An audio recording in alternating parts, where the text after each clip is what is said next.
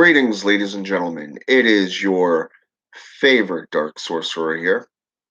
And today I'd like to discuss with you some of my research.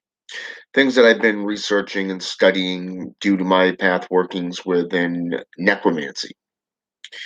Now, as you know, I've been doing a lot of videos lately on types of practitioners, um, the different types of traditions when it comes to thanatology, necromancy, rituals of destruction, like curses, hexes, jinxes, stuff like that. And I've even taken you into spiritualism a little bit from the Shinto and Bushido aspects of Japanese lore and practices, going as far back as the late 18th century. So, over the last few days, I've really been delving deep, you know, batten down the hatches and just full on research. And I've been using everything at my disposal from my own private library to Google, even went down to the Bangor Public Library for a while, the city library, and really delved into research when I wasn't at work. So, very, very informative information. And today I want to talk to you a lot about the spirit boxes. Okay.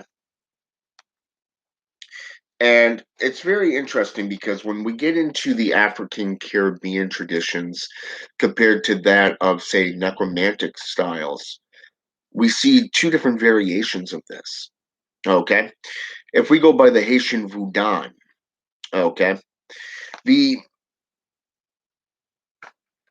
the aspect of, how should I say this? Let me just bring up my research real fast here. I want to bring this up. You have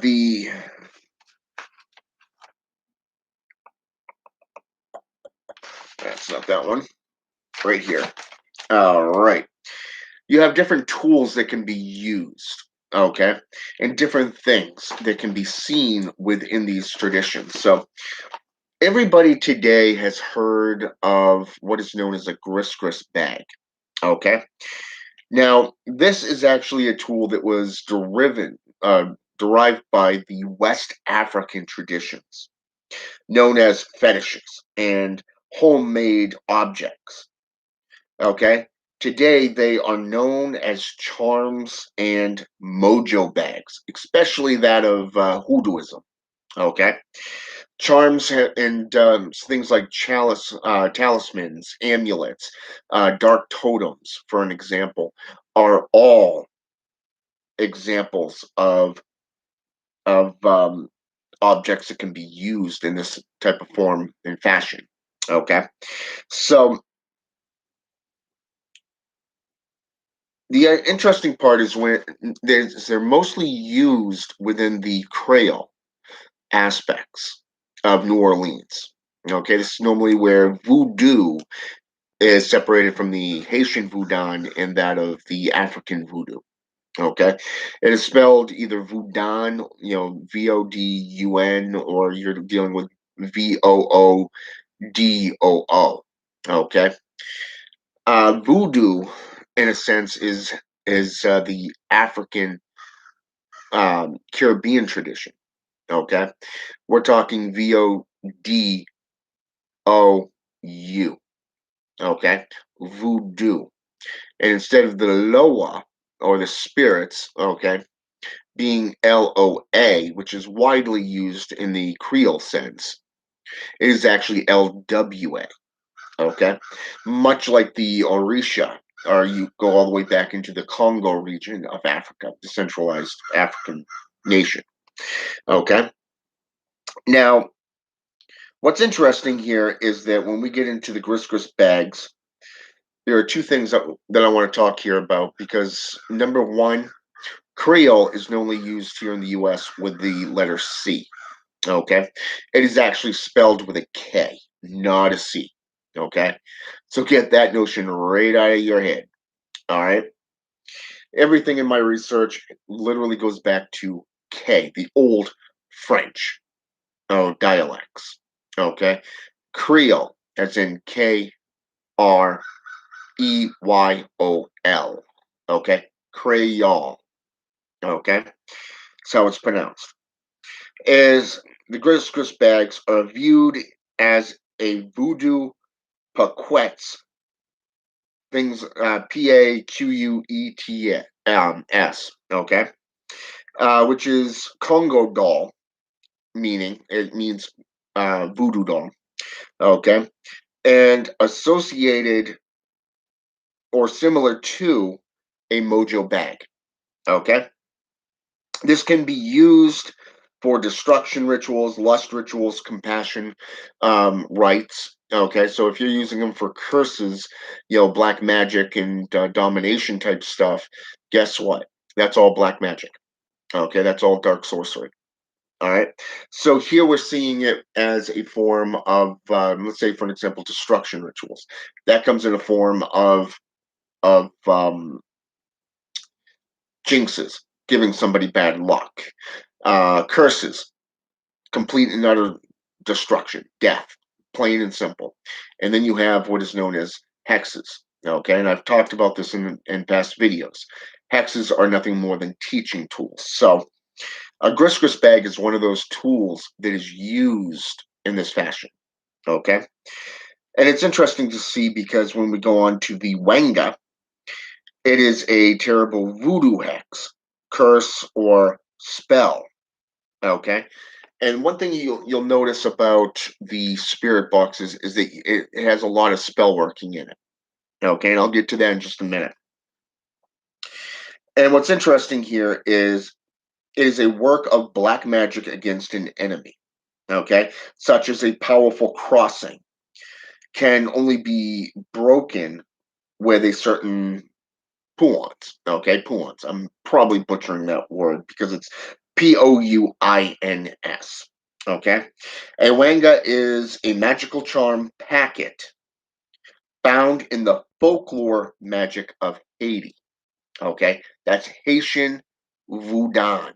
Okay, and it is pronounced Wang Ga, as in WAHN dash GA.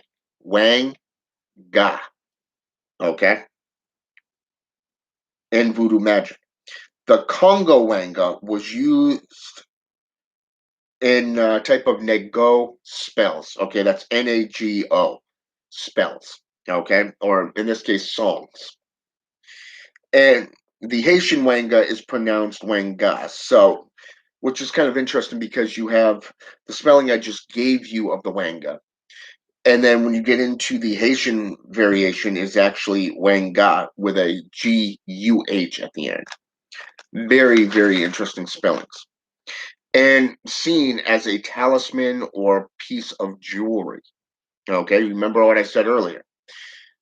Jewelry, such as talismans, amulets, dark totems. Okay, things of great power to the practitioner. It doesn't matter if you're a Miramberos, a Bokor, or a necromancer, a dark sorcerer, a Satanist. What do you call that? A demonologer. Okay, like S. Connolly. These things were used in that fashion. Okay. The Wanga bag is the same as the Mojo bag or Gris. Most powers are left to the Bokor, such as the Repozois, which is Repozwa, and the Zombie. Okay, so these types of spells are very complex and they require somebody of great power, wisdom, and experience. So you wouldn't be an amateur like an acolyte or a neophyte. You would actually have to be a high priest to be able to to be able to perform this. Not just a high priest, but a priest in general or a priestess. Okay, like the mama or papa in Dominican Republic, or that of the Hanga, Mimbo, and Bokor and Haitian Voodoo. Okay, so moving on from Haitian Voodoo, We can go into Santeria and Palo Mayambi, okay? Palo Monte even, and you have what is known as the Nkengu, which is the Nkangue, okay? And this means binding spell, okay? Binding spell, okay? Remember my last video on spell working. You need the binding. You have to bind it to something for it to work. Okay. And I even gave a couple of examples on rites and rituals on how to do that. Okay. Such as the voodoo practitioner that used a voodoo doll on on a suspecting journalist. Okay. The the Nkisi means spirit. Okay, that's Nkisi. Okay, Nkisi means spirit. Naganga. Okay, now this is interesting because it's a big evil spell. Also, the cauldron of Amiramberos. Okay, now what's interesting here is the cauldron. The Naganga is also a spiritual residence for a spirit, which is very interesting. I'll get to that in a minute. The Enfinda, Kalangi, Kalanga. Some of these words are hard to pronounce, but it's the first word is Nfinda. Second word is Kalunga. Okay, means cemetery. You notice a lot of things in folkloric magics, medieval, Renaissance period type magics, um, even all the way up until today. When you get into paganism and Wicca and Wiccan practices, the more darker practitioners, they always find themselves in an abandoned church, out in the middle of the woods, or in a cemetery. This is because these places hold great power for the practitioner. Okay, it's that natural harmony within what they're practicing. So the Treve means magic in Haitian voodoo. Okay, the Kanisi Nikita, spirit that lives inside the Polaros cauldron. Okay, you remember what I said earlier? The Naganga, the cauldron. Okay, they have numerous words for different things and different meanings. They add and take away, especially in the Caribbean traditions. Voodoo is made up of 6 tribal and Haitian magics, religious practices of Fawn, Akadi, and Yoruba, just to name some. And we can get into other things as well here because you can get into the Wanga, which means magical charms, usually male violent. The Wanga bottle, meaning spirit trap, used by the Boko in Creole, okay, or the Bokor in Haitian Voodoo, okay. The sorcerers' secret societies, such as the Haitian Bokor, they normally have a society that has certain rules or rights. So when you get into organizations, normally the first thing they make you do is become an initiate. You have to take the oath, go through the initiation trials, and then begin your journey as an adept. So you're going basically from an acolyte, a neophyte stage, and you're going into the adept stage. Okay, this is where you begin your studies. You're training either as an apprentice, and or I should say as an apprentice type situation, and you're going on from there. Okay, so these secret societies would meet at night, either at a crossroads or at a cemetery, and and they would be accepted there because of the fact that only the initiated or the invited are allowed to participate in these rites. Okay. And most of these Bokors would have a common aim that they were trying to summon. Okay. They would come together to shared knowledge, wisdom, okay, of occult study and practices, and are bound by the oaths and traditions of membership. Okay, groups like the TST, I've spoken on them before. I'm not a big fan. Personally, I find them now to be more of a cult than members of the occult. Okay, two different things. Treve, as I said, is a type of magical practice spoken of in an abstract way, which is similar to a Wanga in power levels type workings. Okay. Now, here's where we're going to get into the spirit box aspects. The spirit box is specifically made of certain types of wood, okay, that were given to necromancers. And how should I say this? They are more or less houses for the spirits that you work with and that wish to work with you as the practitioner.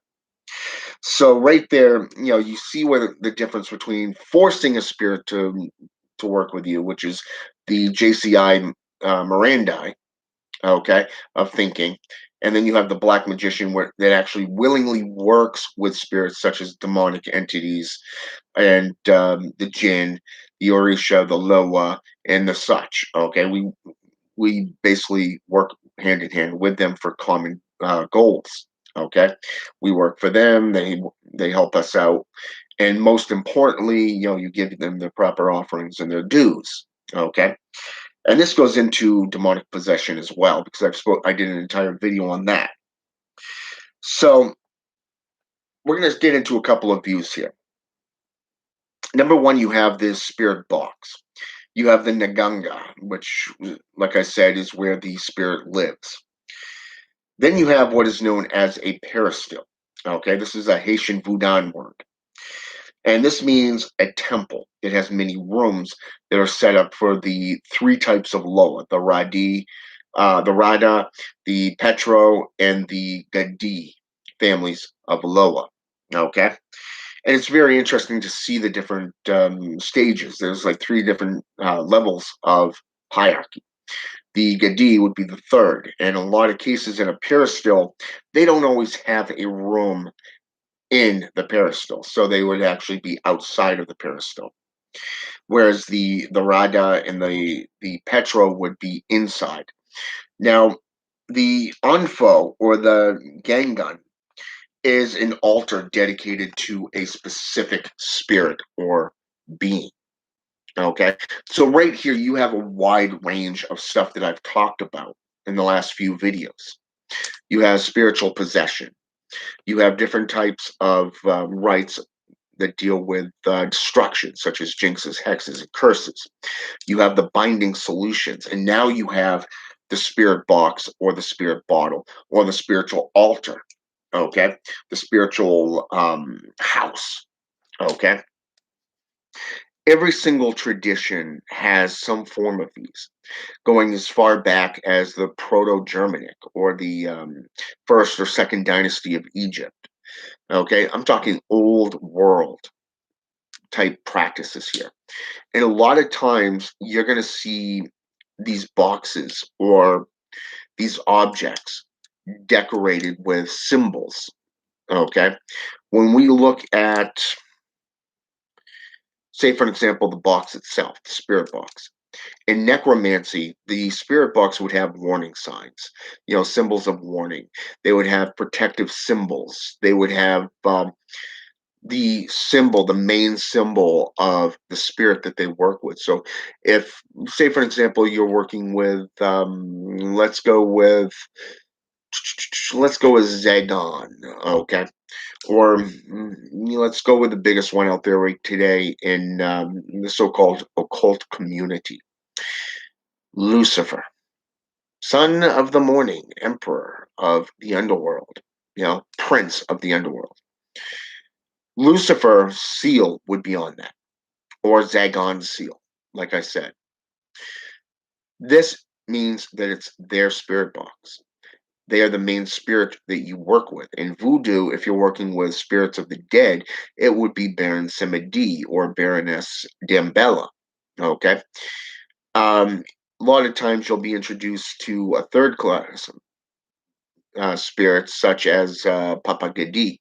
Okay. And Papa Gedi was actually introduced to me through voodoo and Slavic witchcraft, which was kind of interesting because it brought me right back into Haitian voodoo, which was spectacular and mind blowing in itself throughout all the research that I've been doing over the last year.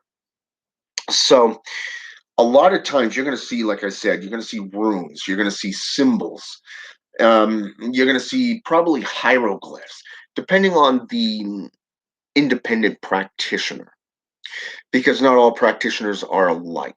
Some practitioners would put hieroglyphs. Look at the Aztecs, for an example, on their temples. Okay. Look at the Incans. Okay. Look at the Egyptians. Hieroglyphs. Okay. When you get into more European countries, you're getting into runes, you're getting into alphabets. Okay. These runes later became alphabets, languages, even. Okay, like the Angel of Saxon, the angelic or celestial. Okay, you look at the Theban, the witches' alphabet. Okay, you go into the Hellgate system, the Enochian alphabet. These are all languages, depending on which spirits that you're working with. And a lot of times, you're going to see these magical symbols or runes, these languages written right on these boxes, these things that will tell you, hey, this is a gateway. This is a portal for a spirit to come and go as they please. It is a spirit I choose to work with, who chooses to work with me. Okay. So, right here, you're seeing the do's and don'ts. Okay. You're seeing the different perceptions. Here in America, we refer to it as a spiritual altar or a inner and outer sanctum if you're a Satanist. Okay, it is one. The inner sanctum is considered to be the most holy or unholy state of where you are. Okay, and what you do. It comes down to the perception of the outside world. Now, a lot of times you're going to be working with protections. You're going to be working with things that will like wardings, and you'll be having these in your altar room, in your inner sanctum, on your temple, on these magical tools that you're using. Okay. For an example, you look at this. Okay. This is an amulet. Now I'm going to show you an Orcrux. Okay. I'm going to show you a ring. Notice the symbology. Okay. You got both sides with the ankh. You have the eye. Okay. But what's around that eye? You see the language. Okay. Symbolatry, the five-pointed star, to know, to dare, to keep, to will, to keep secret, and to go forth. Okay? The witch's creed, the witch's oath. Okay? I don't know if you can see this one or not, but this one here, yeah, there we go. I had to turn it sideways for you to see it. You'll notice the symbolatry here. Okay? The Ouroboros. This is Native American. Okay? As I've spoken of, I'm 25% Native American on my dad's side, which explains my fascination and my spirituality. Okay. You have the seal of Lucifer. Okay.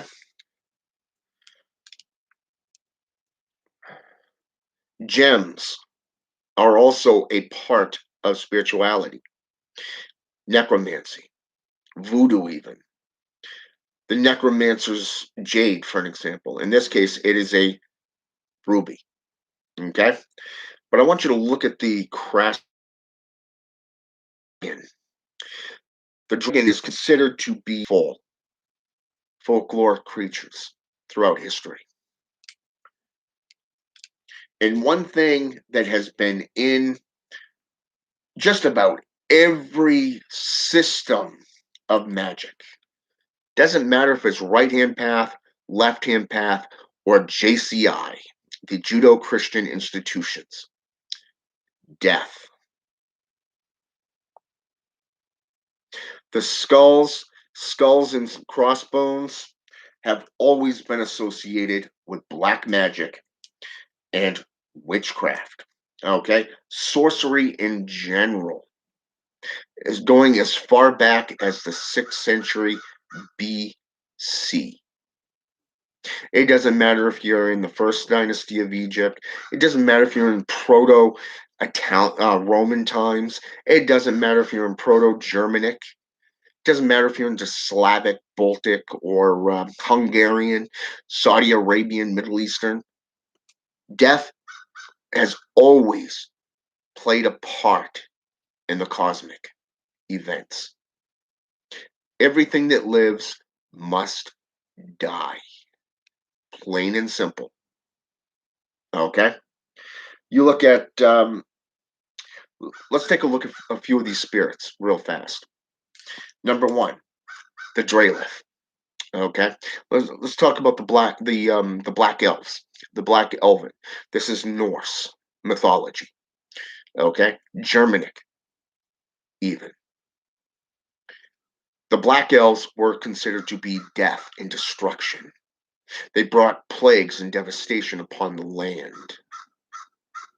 Ironically, the Elven were associated with the Hobbits, which were European based. Okay, I'm talking French. Okay, that type of European. Europe. Folklore. They were considered to be short people, much like the Sith, or better yet known as the Sidi, people of the mounds. Okay, they were all driven into the ground, driven into the underworld. Look at your old pagan tradition. What happened to Hades' wife? Half a year she can live. She has to live in the underworld. The other half of the year she gets to walk amongst her people here in this realm. Persephone. Persephone. Huh. Interesting, right? So when they're in the underworld, when they're a part of the dead, the forgotten, is that not considered necromantic practices? Is that not associated with the witch's Book of the Dead, the Egyptian Book of the Dead, or perhaps the Tibetan Book of the Dead, which goes all the way back to the 6th century BC as well, over almost 15 to 1600 years. We're going all the way back to the 6th century here. Things that dealt with modern day medicalism, spiritualism, the journey of the soul from the time it's born to the time it dies, how to reanimate a soul, or say, for an example, conjure a soul. These things are associated with black magic. They're associated with necromancy, witchcraft.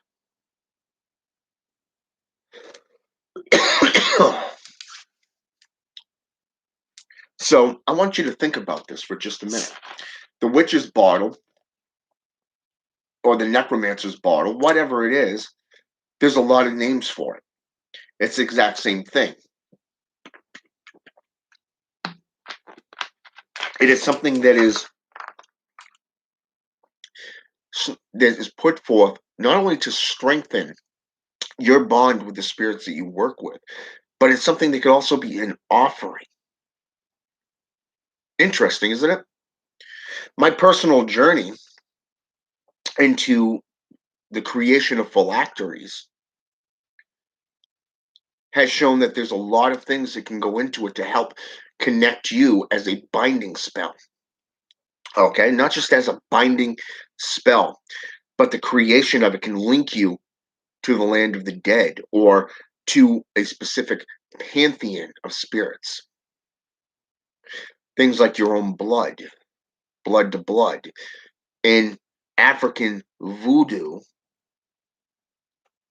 is the reason why it's called the lineage of the ancestors, because you're working with your ancestors, not just these Loa, especially if it's a hereditary type family.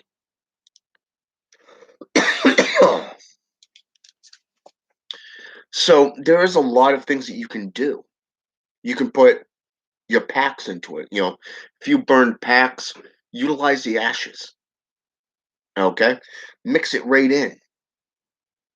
Not only does it bind that amulet, but when you charge it, when you activate it, you've got a very powerful totem.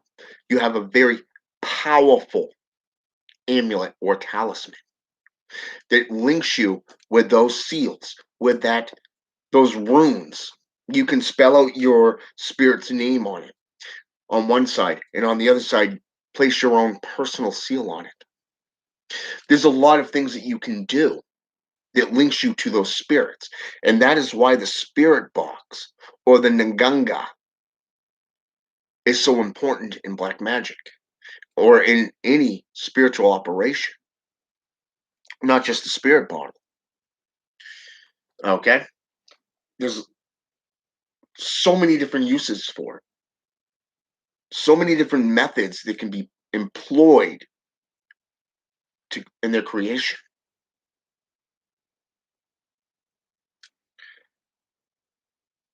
These are things that I'm trying to educate you on, things that have been forgotten, corrupted, or watered down, thought of today as a joke. You consider a lot of these things,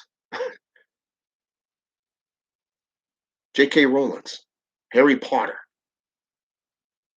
How many people refer to themselves as muggles? All I got to say is, hail Satan on that one. Hail Satan that it's finally fucking dying off. Because it's another form of corruption of the magical systems that are out there. That too, the antediluvian.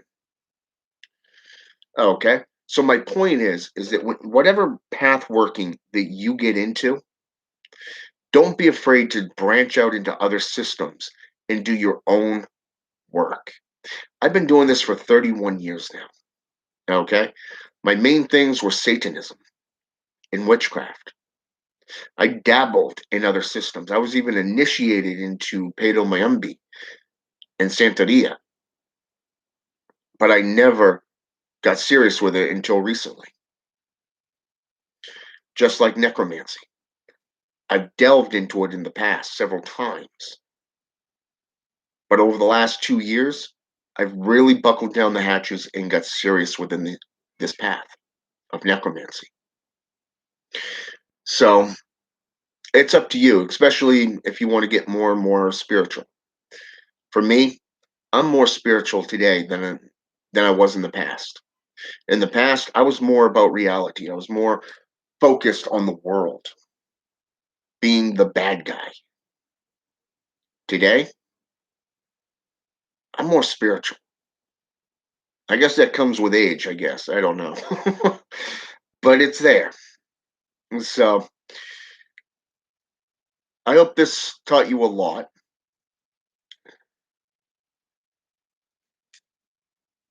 Agent 333, welcome to the channel. So yeah, there's a lot that you can do. There's a lot that you can get into, but I would recommend doing it for yourself.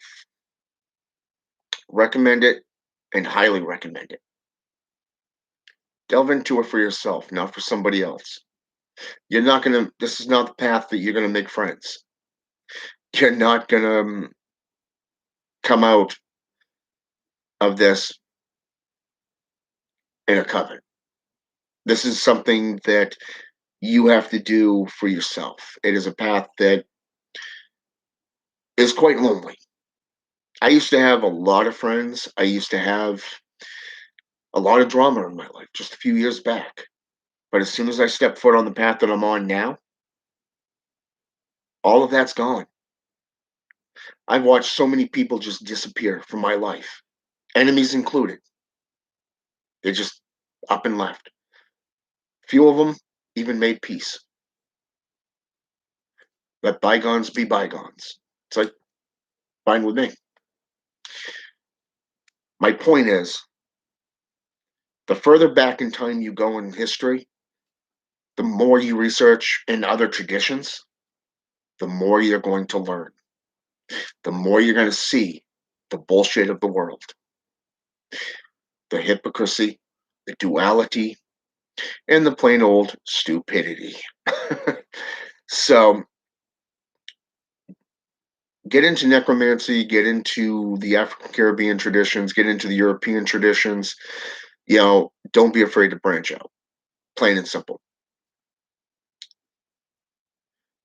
That's actually true. I mean, I'm a traditional Satanist. Okay.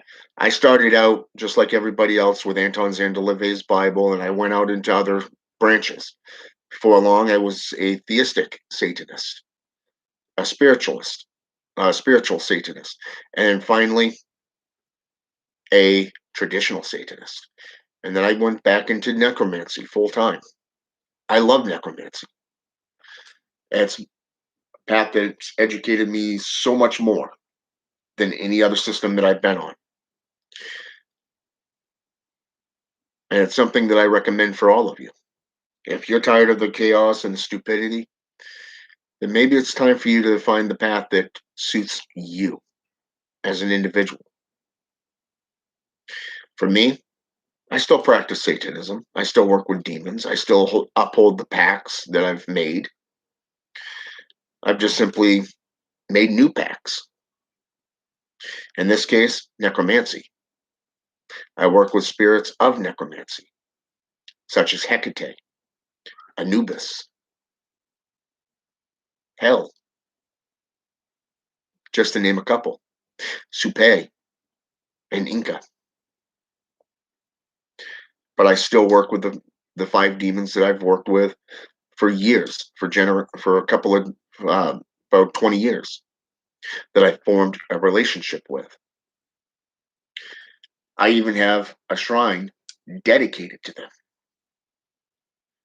that I work with them in that shrine, that temple, that inner sanctum. So when I tell you that these things are there, there's different types of them. There's different things. Like for an example, in Haitian Voodoo, and this is something that a lot of people don't realize, is that in Haitian Voodoo, there's many Loa. So in Haitian Voodoo, you would have a specific altar set up specifically for that Loa. You would have one for Baron Samedi, another one for Baroness Dambella, another one for Papa Nebo, or another one for Papa Legba, because in Voodoo, you have to actually go through Papa Legba to get to any other Loa. He is the primary and necessary Loa in every system, ranging from Africa to the United States. I kid you not. Worldwide, Papa Legba is the primary, the gate opener. Okay? So the best tools to use, the gris, the binding, the Nganga, the peristyle, the altar room, the inner sanctum, the amulets, the talismans, the jewelry. This links you to the spirits and them to you. the spirit box is a must. I want to thank the two guests on here, Agent 3, Antediluvian. It's been a while since I've delved into that. It has been a while since I've delved into antediluvian mythology. Interesting. So, anyways, have a good day. I hope you've learned a lot during this video and the ones that I put in before. I'm going to be putting out more soon, so keep a lookout. Hope to see you there. If you like what I do and what I'm about, hit subscribe. If you don't, you just want to follow, that's cool too. I'm not going to tell you what to do. All right? Or what to think for that matter. Only you can do that. Have a good day.